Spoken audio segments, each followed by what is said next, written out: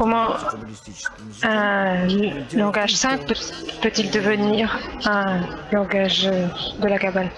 Non, non, non, non, non. Une langue ordinaire ne devient pas le langage de la Kabbale.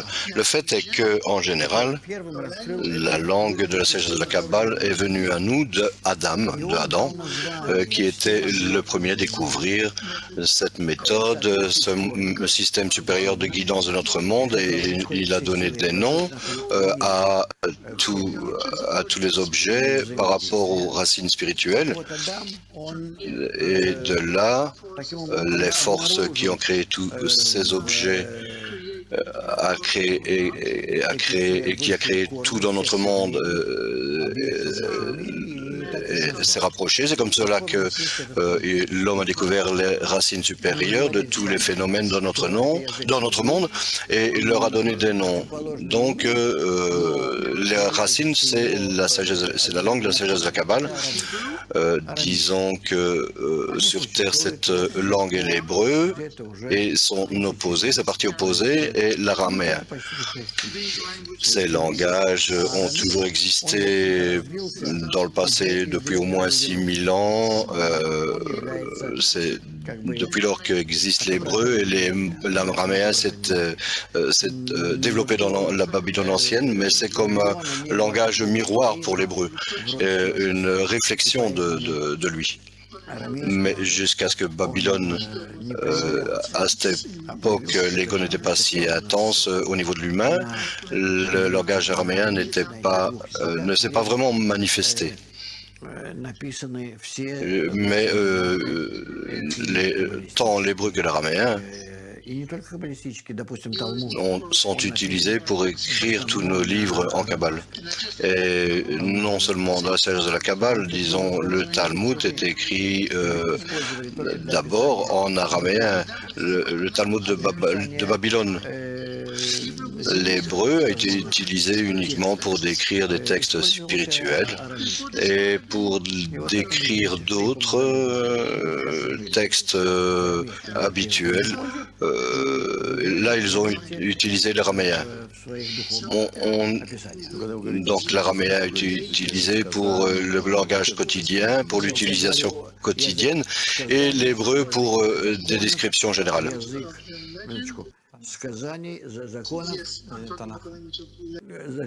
Oui, je parle du langage des légendes, des lois, du langage de la Kabbale, et le langage de la Torah, la Bible.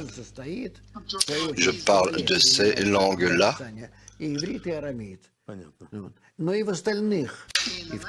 Dans le langage de la Kabbale, lorsqu'on décrit la sagesse de la Kabbale, on utilise les deux, l'hébreu et l'araméen, mais également d'autres langages, le langage de la Torah, dans les lois et de la Bible, mais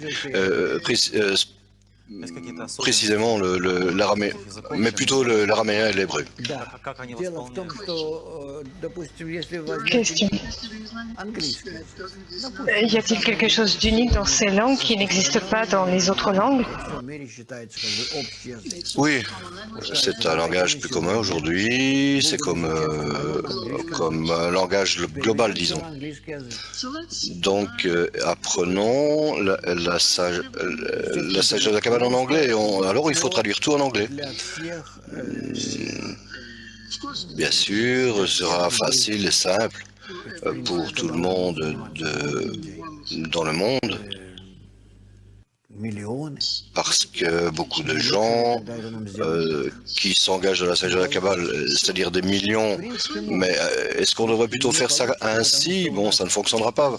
Il est possible, en principe, mais ça ne fonctionnera pas parce que nous aurons de grandes confusions entre les racines spirituelles et leurs résultats.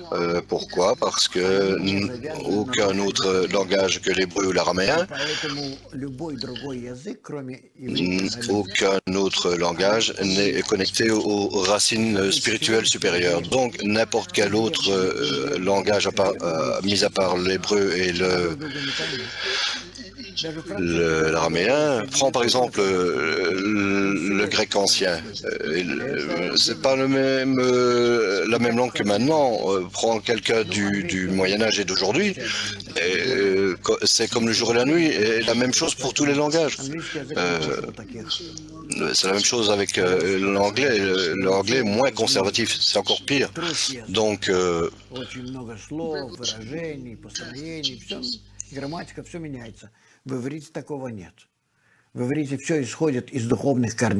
tout change dans les langues, mais en hébreu, il n'y a pas de telle chose. En hébreu, tout provient de racines spirituelles.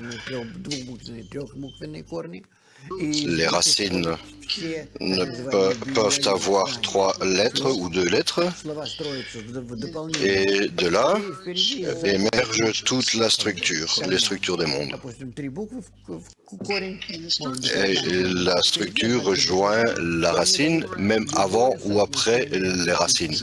Donc avant les racines, il peut y avoir 1 ou 2 lettres, et cela va te donner toutes les connexions possibles et relations. Tout viendra de l'image spirituelle. Tu vois, c'est pourquoi elles ne peuvent changer. Il y a 5000 ans, si j'avais parlé à une personne qui, disons, qu'on le rencontre maintenant, il y a une personne d'il y a 2-3 000 ans, on parlerait dans le même hébreu qu'on utilise aujourd'hui. Il se peut qu'ils ne comprennent pas des mots comme avion, hélicoptère, pistolet ou des inventions, mais les mots qui viennent des racines spirituelles restent les gestes, tout simplement comme ils étaient.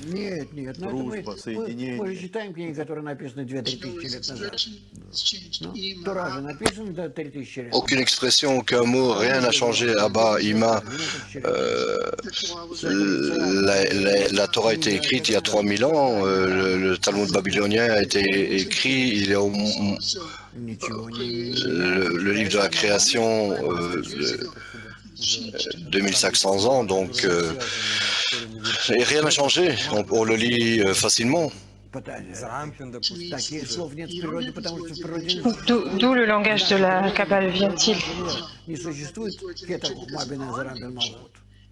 Tu n'as pas ces mots dans notre nature, parce que dans notre nature, il n'y a pas des mots tels que Rorma, Bina, Zeran, Per de Malrout. Donc, quelle est la spécificité de la langue de la Kabbale? C'est un résultat des racines supérieures, parce que ces choses existent uniquement dans notre monde à cause de la spiritualité. Si le langage et les racines spirituelles viennent à nous dans leur entièreté, non. Non, elles ne s'expriment pas dans notre monde directement. Rikanpin et tout cela, certains existent, certains n'existent pas. Dans le monde spirituel, tu as beaucoup plus d'objets spirituels que ceux qui s'expriment dans notre monde. D'un côté et d'un autre côté, dans notre monde, tu as de plus en plus d'éléments artificiels auxquels on donne des noms, comme ordinateur par exemple. L'ordinateur n'est pas un monde, ou comme un téléphone. Comment est-ce qu'on dit téléphone en hébreu? Longue conversation. Donc, ok, une conversation éloignée. Ça ne colle pas. Et ça ne colle pas parce que nous l'avons adapté. On adapte nos noms de l'Occident, mais dans notre langue, il y a de nouveaux mots, mais qui n'existent pas dans ces choses à Kabbale. Dans le monde minéral et végétal, dans le monde végétal et animal, on voit dans la Torah qu'il y a des espèces que tu ne peux découvrir, et tu ne peux les découvrir parce qu'il n'y a pas d'autres racines spirituelles.